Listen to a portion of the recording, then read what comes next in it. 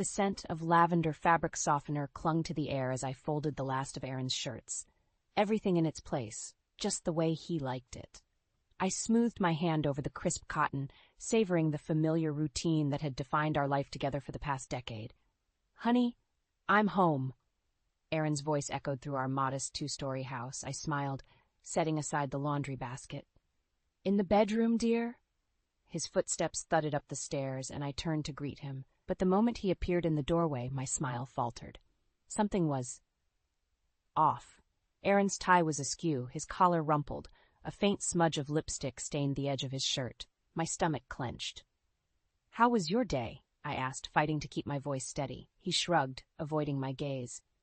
Same old, same old. Meetings, deadlines, you know how it is." I nodded, watching as he loosened his tie and tossed it onto the dresser. It landed on top of my jewelry box, knocking it slightly askew.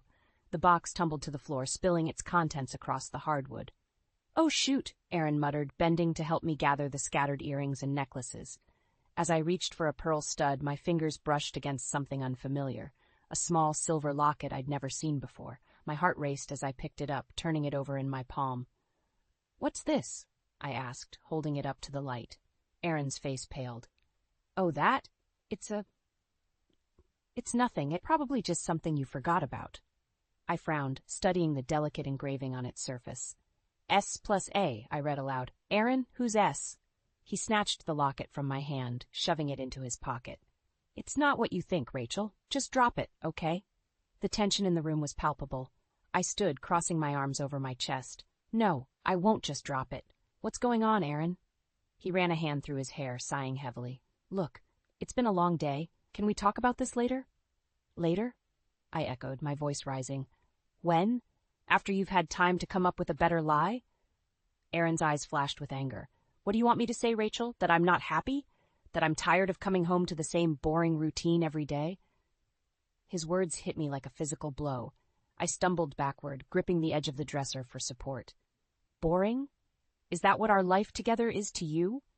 He softened slightly, reaching out to touch my arm. I jerked away from his touch.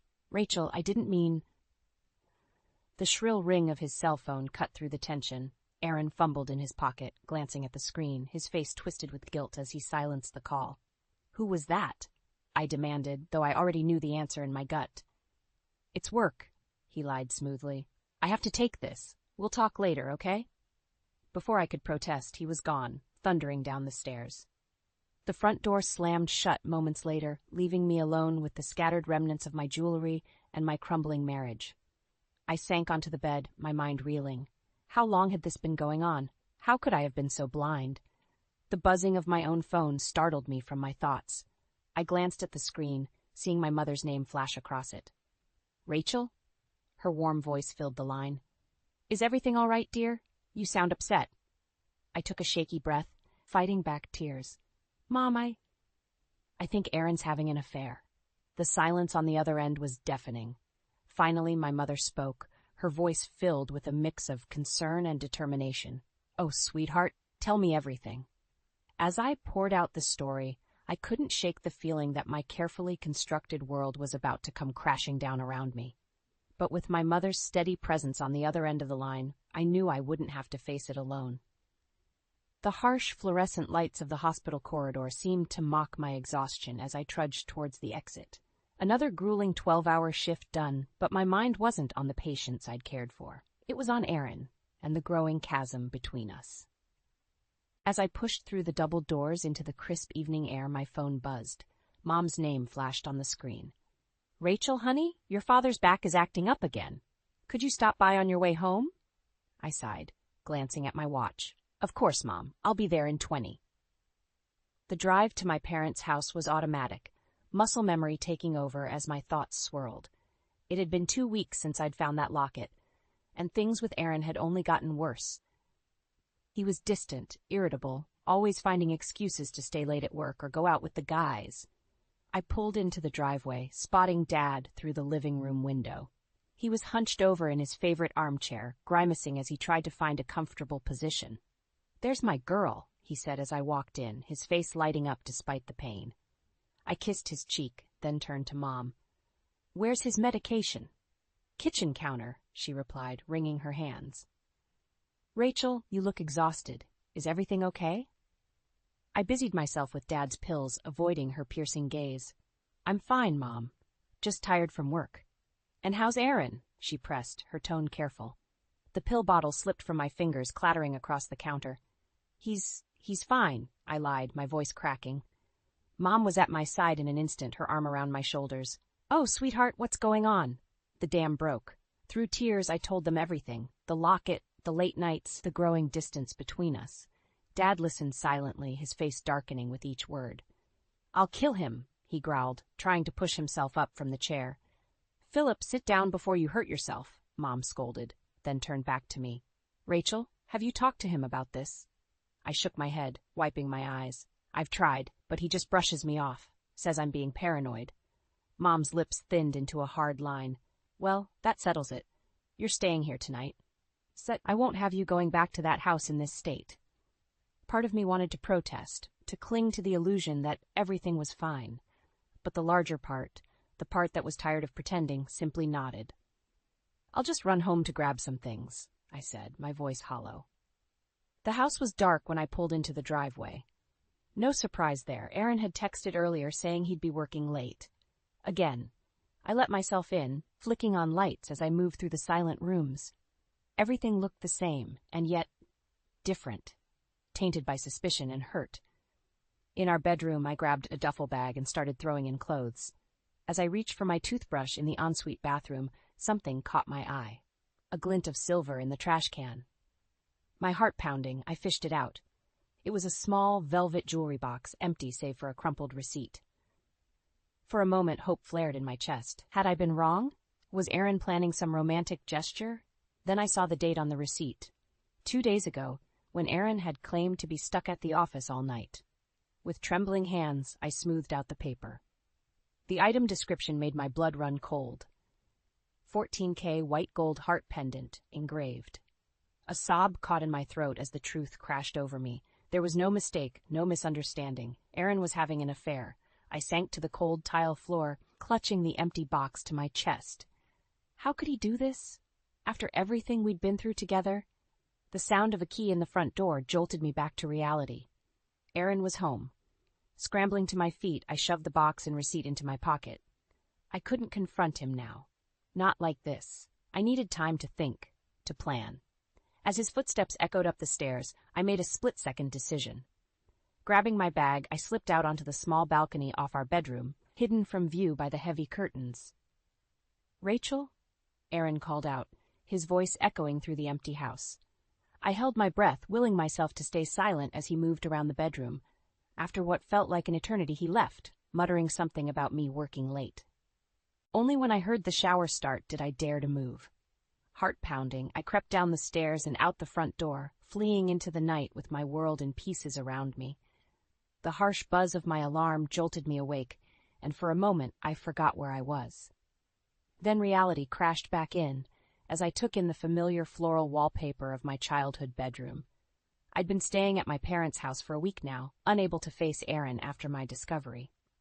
I dragged myself out of bed, the weight of my situation pressing down on me like a physical force. As I stumbled downstairs, the smell of coffee and bacon wafted from the kitchen. "Morning, sweetheart," Mom said, sliding a plate in front of me. "You look terrible. Did you sleep at all?" I shook my head, picking at the food. I kept having nightmares about Aaron and her. Dad lowered his newspaper, his face creased with concern. "Rachel, you can't go on like this. You need to confront him." "I know," I sighed. "I'm going home today. I can't hide forever." The drive back to our house felt like a journey to the gallows. My hands shook as I turned the key in the lock, half expecting to find Aaron with another woman. But the house was empty, eerily quiet. I moved through the rooms, noting the little changes. Dishes piled in the sink, laundry overflowing the hamper. It was as if Aaron had given up on our life together the moment I left. As I reached for the phone to call him, it rang, startling me. Aaron's name flashed on the screen. "Rachel, where the hell have you been?" His voice was a mix of anger and relief. "I've been worried sick," I laughed bitterly. "Worried? That's rich, coming from you." "What's that supposed to mean?" "I know about the affair, Aaron," I spat. "I found the jewelry box. Who is she?" How long has this been going on? The line went silent for a long moment. When Aaron spoke again, his voice was cold. We need to talk. I'm coming home now. The next hour was the longest of my life. I paced the living room, rehearsing what I'd say, imagining his excuses. When the front door finally opened, I steeled myself for the confrontation. Aaron looked haggard, his eyes bloodshot. Rachel, Don't, I cut him off. Just tell me the truth, all of it. He sank onto the couch, head in his hands. Her name is Sarah. We've been seeing each other for 6 months. Each word was a dagger to my heart. 6 months? How could you? I didn't mean for it to happen, he said, not meeting my eyes. But Rachel, she's pregnant. The world tilted on its axis. I gripped the back of a chair to keep from falling. Pregnant? But we've been trying for years. Aaron's face twisted with guilt. I know, I'm so sorry, Rachel. I never meant to hurt you. Hurt me? I laughed, the sound bordering on hysterical. You've destroyed me, Aaron. Everything we built together, all our dreams, it was all a lie. He reached for me, but I recoiled. It wasn't a lie. I do love you, Rachel. I want a family. And Sarah, don't you dare say her name, I shouted, my composure finally shattering. Get out of my house. Your house? Aaron's eyes narrowed. I pay the mortgage, Rachel. If anyone's leaving, it's you. I stared at him, unable to recognize the man I'd married. You can't be serious. I am, he said, his voice cold. I want a divorce. Sarah's moving in next week. The room spun around me. This couldn't be happening. It had to be another nightmare. But Aaron's next words proved it was all too real. I've already spoken to a lawyer. You'll be hearing from him soon. As he turned to leave, something inside me snapped. I grabbed the nearest object, a framed photo of our wedding day, and hurled it at his retreating back. It shattered against the wall, a fitting metaphor for our marriage. Aaron paused at the door, his expression unreadable. I really am sorry, Rachel. I hope someday you can forgive me. The door closed behind him with a final click, leaving me alone in the wreckage of my life. As I sank to the floor, surrounded by broken glass and shattered dreams, one thought crystallized in my mind. This wasn't over. Not by a long shot. The harsh fluorescent lights of the hospital corridor did little to mask my exhaustion as I trudged through another grueling shift. It had been 3 days since my confrontation with Aaron, and I'd thrown myself into work, desperate for any distraction from the wreckage of my personal life. As I finished my rounds, my phone buzzed insistently. Aaron's name flashed on the screen, along with a text. We need to talk. Come home after your shift. My stomach churned. Was it even my home anymore? The drive felt interminable, each mile stretching out before me like a sentence. When I finally pulled into the driveway, I sat in the car for a long moment, gathering my courage. The house was quiet when I entered, but I could hear muffled voices from the kitchen. As I rounded the corner, I froze. Aaron was there, but he wasn't alone. A petite blonde woman sat at our kitchen table, her hand resting protectively over a barely visible baby bump. Rachel? Aaron said, his voice strained. This is Sarah. The world tilted on its axis, so this was her. The woman who had stolen my husband, my future, my dreams of motherhood. I gripped the doorframe to steady myself. What is she doing here? I hissed, unable to tear my eyes away from Sarah's swollen belly. Aaron cleared his throat. We thought it was time we all talked, face to face. Sarah stood, extending her hand. Rachel, I'm so sorry about all this. I never meant to. Don't, I snapped, ignoring her outstretched hand. Don't you dare apologize to me. Aaron stepped between us. Rachel, please, we're trying to handle this like adults. Adults? I laughed bitterly. There's nothing adult about sneaking around behind your wife's back. How long have you two been planning this little ambush? Sarah's eyes widened. Ambush? No, we just wanted to. To what? I interrupted. Rub it in my face that you're having the baby I never could? That you've taken everything from me? Aaron's face hardened. That's enough, Rachel. We're here to discuss the divorce. I've already spoken to my lawyer. The word hit me like a physical blow. Divorce. This was really happening. I'm not signing anything, I said, my voice shaking. Not until I've spoken to my own lawyer. Aaron sighed. Be reasonable, Rachel. You know this is for the best. We can't go on like this. We? I echoed. There is no we anymore, Aaron. You made sure of that. Sarah shifted uncomfortably. Maybe I should go. No, Aaron said firmly. You're a part of this now. We need to figure out how to move forward, all of us. I stared at them, this picture-perfect little family they'd created. Rage boiled up inside me, hot and fierce. Move forward? I spat. You want to know how I'm moving forward? I'm taking you for everything you're worth, Aaron. The house, the car, every last penny. Aaron's face flushed with anger. You can't do that. I've worked hard for everything we have. We? I laughed. Oh, sweetheart, you seem to be confused about what that word means. I turned to Sarah, who was watching our exchange with wide, fearful eyes. And you think you've won? That you'll live happily ever after with my husband and your baby? Think again. Once a cheater, always a cheater. Aaron slammed his hand on the table. That's enough. I want you out of this house, Rachel. Tonight. I stood my ground, meeting his gaze. Make me. For a moment I thought he might actually try to physically remove me, but then Sarah placed a hand on his arm, her voice soft. Aaron, please. This isn't helping anyone. He deflated slightly, running a hand through his hair. Fine. I'll go. But this isn't over, Rachel. You'll be hearing from my lawyer. As they gathered their things to leave, I felt a strange calm settle over me. This was it. The final nail in the coffin of my marriage. Oh, and Aaron, I called as they reached the door. He turned, his expression wary.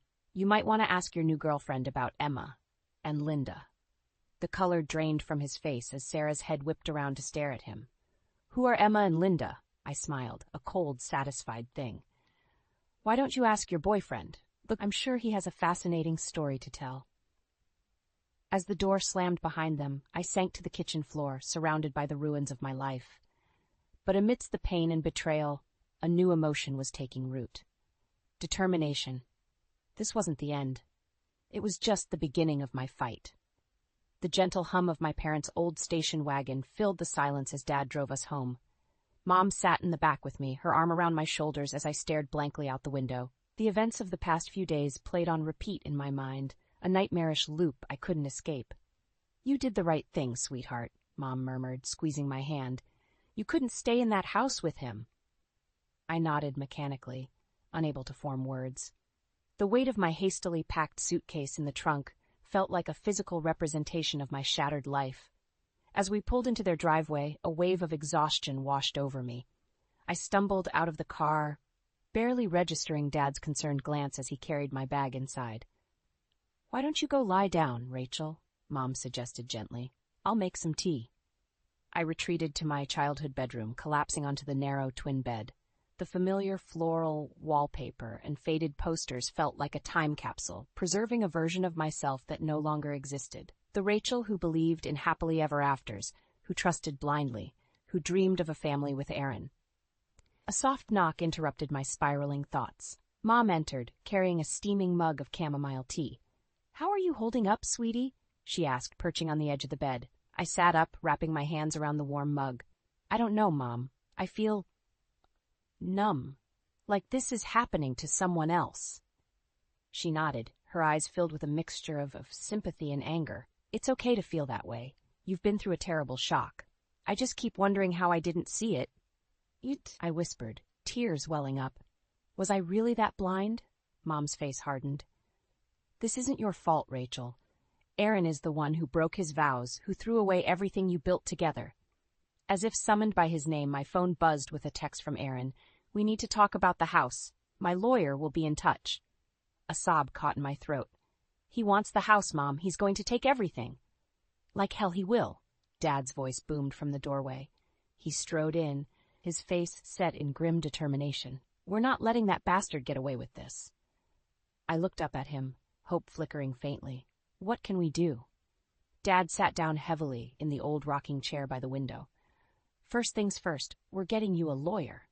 A good one. I can't afford, I started, but Mom cut me off. We'll handle it, sweetheart. This is what savings are for. I stared at them, overwhelmed by their unwavering support. I don't know what to say.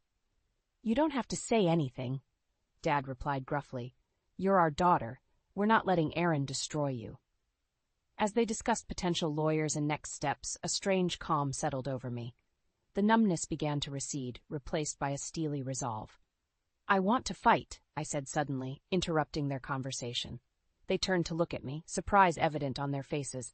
I want to take him for everything he's worth. Dad's expression shifted into a proud smile. That's my girl. Mom squeezed my hand. "We're with you every step of the way, Rachel." Just then, my phone buzzed again. This time, it was a number I didn't recognize. With trembling fingers, I answered. "Hello? Is this Rachel Thompson?" A crisp professional voice asked. "Yes, this is she." "Mrs. Thompson, my name is Alex Garrett. I'm a divorce attorney, and I received your contact information from a mutual acquaintance. I understand you're in need of legal representation." I locked eyes with my parents, a spark of hope igniting in my chest. "Yes, Mr. Garrett, I am." "Excellent. I have an opening tomorrow morning if you'd like to discuss your case." I took a deep breath, feeling the first stirrings of control returning. "I'll be there, and Mr. Garrett, I want you to know that I'm prepared to fight. For everything." There was a pause, then a note of approval in his voice. "I'm glad to hear it, Mrs. Thompson. I look forward to our meeting." As I hung up, I felt a shift inside me. The devastated, betrayed wife was receding, replaced by a woman determined to reclaim her life and her dignity. I looked at my parents, my voice steady for the first time in days. It's time to take back what's mine. My heart pounded as I stood outside the sleek office building, clutching a manila envelope filled with divorce papers. Alex, my lawyer, placed a reassuring hand on my shoulder. "Are you ready for this, Rachel?" he asked, his voice steady and calm. I took a deep breath, squaring my shoulders, as ready as I'll ever be. We rode the elevator in silence, the tension building with each floor. When the doors opened, I saw them immediately. Aaron and Sarah sitting side by side in the conference room, their heads bent close together. The sight of them, so intimate, so comfortable, made my blood boil. As we entered, Aaron's head snapped up, his eyes widening in surprise. "Rachel, what are you doing here?" I smiled coldly, taking a seat across from them. "Hello, Aaron. Sarah, I believe we have some business to discuss." Sarah shifted uncomfortably, her hand moving protectively over her swollen belly. The gesture sent a sharp pain through my chest, a reminder of everything I'd lost. Aaron's lawyer, a pinched-faced man in an expensive suit, cleared his throat. "Mrs. Thompson, we weren't expecting you today. We had hoped to handle this amicably, through proper channels." Alex stepped forward, his presence commanding the room. "I'm Alex Garrett, Mrs. Thompson's attorney, and I can assure you we're here through very proper channels indeed." I slid the manila envelope across the table. "These are my terms for the divorce, Aaron. I suggest you read them carefully." Aaron's face darkened as he scanned the documents. "This is ridiculous. You can't possibly expect me to agree to this." "Oh, but I do," I said, my voice steady despite the trembling in my hands. "You see, I've been doing some research of my own, and I've uncovered some very interesting information about your extracurricular activities." Sarah's head whipped around to stare at Aaron. "What is she talking about?" I leaned forward, my eyes locked on Aaron's increasingly pale face. "Should I tell her about Emma? Or perhaps Linda? Or are there others I don't know about yet?" The color drained from Aaron's face as Sarah gasped, her hand flying to her mouth. "Aaron, what is she saying?" I didn't," Aaron stammered, looking frantically between Sarah and his lawyer. I felt a surge of vindictive pleasure at his discomfort. "Oh, it's all true, Sarah. And I have proof. Bank statements, hotel receipts, even some rather incriminating photos. I wonder how a judge would view all this in a divorce proceeding." Aaron's lawyer intervened, his voice tight. "Mrs. Thompson, these accusations are highly inappropriate. If you have evidence of misconduct, it should be presented through proper legal channels." "Oh, it will be," Alex assured him smoothly, along with a full accounting of Mr. Thompson's assets, including those offshore accounts he thought were so well hidden. Aaron's face went from pale to ashen. "How did you—" I stood, gathering my things. "You underestimated me, Aaron. You thought I was just the dutiful wife, too naive to see what was right in front of me. But I'm not that woman anymore." Sarah burst into tears, pushing away from the table. "I can't believe this. How could you, Aaron?" As she fled the room, Aaron made to follow her, but I blocked his path. "Let her go. You've done enough damage." He glared at me, his voice low and dangerous. "You'll regret this, Rachel. I swear you will." I met his gaze unflinchingly. "No, Aaron. The only thing I regret is wasting 15 years of my life on you." As we left the conference room, I felt a strange mix of triumph and exhaustion. Alex squeezed my arm supportively. "You did well in there, Rachel, but this is just the beginning. Are you prepared for what comes next?" I nodded, a steely determination settling over me. Whatever it takes, Alex. I won't let him win. Not this time. As we stepped into the elevator, I caught a glimpse of my reflection in the mirrored walls. The woman staring back at me was stronger, fiercer than I'd ever been, and I knew, with absolute certainty, that I was ready for the fight of my life. The courtroom buzzed with tension as I sat beside Alex, my hands clenched tightly in my lap. Across the aisle, Aaron glowered at me, his lawyer whispering urgently in his ear. Sarah was nowhere to be seen. "All rise," the bailiff called out as the judge entered. As the proceedings began, I felt a surge of nervous energy. This was it, the moment of truth. Alex presented our case with surgical precision, laying out Aaron's infidelities, financial deceptions, and emotional abuse. I watched Aaron's face grow increasingly pale as each piece of evidence was presented. When it was Aaron's turn to testify, he put on a show of remorse. "Your Honor, I made mistakes. I'm not proud of my actions, but Rachel and I built a life together. Surely that counts for something?" I bit my lip to keep from laughing bitterly. How dare he try to play on our shared history now? As Aaron's testimony concluded, Alex stood. "Your Honor, we have one more witness to call, Sarah Thompson." A collective gasp rippled through the courtroom as Sarah entered, her pregnant belly prominently displayed. Aaron's eyes widened in shock. "Miss Thompson," Alex began, "can you tell the court about your relationship with Aaron?" Sarah's voice trembled as she spoke. "Aaron told me he was separated. He said Rachel couldn't have children, that their marriage was over. I believed him." I felt a stab of sympathy for her, despite everything. She'd been a victim of Aaron's lies, too. "And when did you discover the truth?" Alex pressed. Sarah's eyes filled with tears. "Last week, when Rachel's private investigator contacted me with proof of Aaron's other affairs." The courtroom erupted in murmurs. Aaron's lawyer jumped to his feet, objecting vehemently, but the damage was done. As Sarah stepped down, Alex produced a thick folder.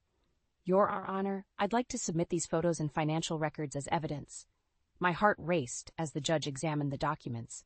Images of Aaron with Emma and Linda, bank statements showing suspicious transfers, hotel receipts. It was all there. Aaron's face contorted with rage. "You bitch!" he snarled, lunging towards me. The bailiff intercepted him as chaos erupted in the courtroom. As they dragged Aaron away, his eyes locked with mine. "I'll make you pay for this, Rachel. I swear I will." The judge's gavel came down hard. "Order. Mr. Thompson, control yourself or I'll hold you in contempt." As the commotion settled, the judge turned to me. "Mrs. Thompson, given the evidence presented, I'm inclined to rule in your favor. However, there's one more matter to address. Your medical records indicate several failed IVF attempts. Mr. Thompson claims your inability to conceive was a factor in the breakdown of your marriage. Do you wish to respond?" I felt as if all the air had been sucked from the room. This was the moment I'd been dreading, the most painful secret I'd kept buried. With shaking hands, I produced a sealed envelope. "Your Honor, I have a statement from my doctor that I'd like to submit." As the judge read the document, her eyes widened. She looked at me, then at Aaron, who was watching with growing confusion. "Mr. Thompson," the judge said slowly, "according to this medical report, you are the one with fertility issues, not your wife. Mrs. Thompson's inability to conceive was due to your low sperm count and motility." The courtroom fell silent. Aaron's face drained of all color as the truth sank in. I stood, my voice steady despite the turmoil inside me. "I kept your secret, Aaron. Even when you blamed me, even when you sought comfort in other women's arms, I protected your pride at the cost of my own happiness." Tears streamed down my face as years of pent-up emotion poured out. "But I'm done protecting you. I'm done being the victim of your lies and manipulation. Today, I'm taking back my life." As I sank back into my seat, exhausted but triumphant, I felt a weight lift from my shoulders. Whatever the judge's final ruling, I knew I had already won the most important battle, the one for my self-respect. The gavel came down one final time. In light of this new evidence, I'm prepared to make my ruling. The morning sun streamed through the windows of my new apartment, casting a warm glow over the freshly painted walls. 6 months had passed since that fateful day in court, and my life had transformed in ways I never could have imagined. I sipped my coffee, savoring the quiet moment before heading to the clinic. My phone buzzed with a text from Mom. "Dinner at 6. Dad's grilling your favorite." A smile tugged at my lips. My parents... unwavering support had been my anchor through the storm of the past year. Their love reminded me daily of the family I still had, even as I mourned the one I'd lost. As I drove to work, I reflected on the whirlwind of changes. The judge's ruling had been swift and decisive. Aaron's infidelities, financial deceptions, and the revelation about his fertility issues had sealed his fate. I was awarded the house, a substantial alimony, and a clean break from the man who had shattered my world. The clinic bustled with activity as I arrived. My colleagues greeted me warmly, a far cry from the pitying glances I'd endured in the early days of the divorce. Now they saw me as I saw myself, stronger, more confident, and finally free. Midway through my shift, a familiar face appeared in the waiting room. Sarah, her belly now swollen to full term, locked eyes with me. For a moment, tension crackled between us. Then, to my surprise, she approached. "Rachel," she said softly, I owe you an apology." I gestured for her to sit, curiosity overriding my initial wariness. "You don't owe me anything, Sarah." She shook her head, tears welling in her eyes. "I do. I believed Aaron's lies, just like you did, and when the truth came out, I realized we were both victims of his manipulation." A lump formed in my throat. "How are you doing?" I asked, genuinely concerned. Sarah managed a weak smile, rubbing her belly. "It's been hard, but I'm making it work. Aaron, he's not in the picture anymore." I nodded, understanding all too well the pain of that particular absence. "If you need anything." "Thank you," she said, squeezing my hand. "You're a better person than I could ever be, Rachel." As Sarah left, I felt a weight I hadn't even realized I was carrying lift from my shoulders. Forgiveness, it seemed, was as much a gift to myself as to her. The rest of my shift flew by, and soon I found myself pulling into my parents' driveway. The smell of grilled steak wafted through the air, mingling with the scent of Mom's famous apple pie. Dad enveloped me in a bear hug the moment I stepped inside. "There's my girl," he said, his voice gruff with emotion. Mom appeared from the kitchen, wiping her hands on her apron. "Rachel, honey, there's someone here to see you." Confused, I followed her into the living room. There, looking nervous but determined, stood Alex, my lawyer. "Alex, what are you doing here?" He cleared his throat, a faint blush coloring his cheeks. I wanted to ask you something." Away from the office. My heart skipped a beat as understanding dawned. "Oh, Rachel," he said, taking my hand. "I know we started as lawyer and client, but these past months, I've come to care for you deeply. Would you consider having dinner with me? Not to discuss legal matters, but just us?" For a moment, I was transported back to that scared, broken woman I'd been a year ago. The one who believed she'd never trust again, never love again. But as I looked into Alex's earnest eyes, I felt the last of my walls crumble. "I'd like that," I said softly, squeezing his hand. As we joined my parents for dinner, laughter and warmth filling the air, I marveled at the journey that had brought me here. From the ashes of betrayal and heartbreak, I had risen, stronger, wiser, and finally truly free. The future stretched before me, no longer a source of fear, but of endless possibility, and for the first time in years, I was excited to see where it might lead. As I raised my glass in a toast, surrounded by those who truly loved me, I knew with absolute certainty this was not an ending, but a beautiful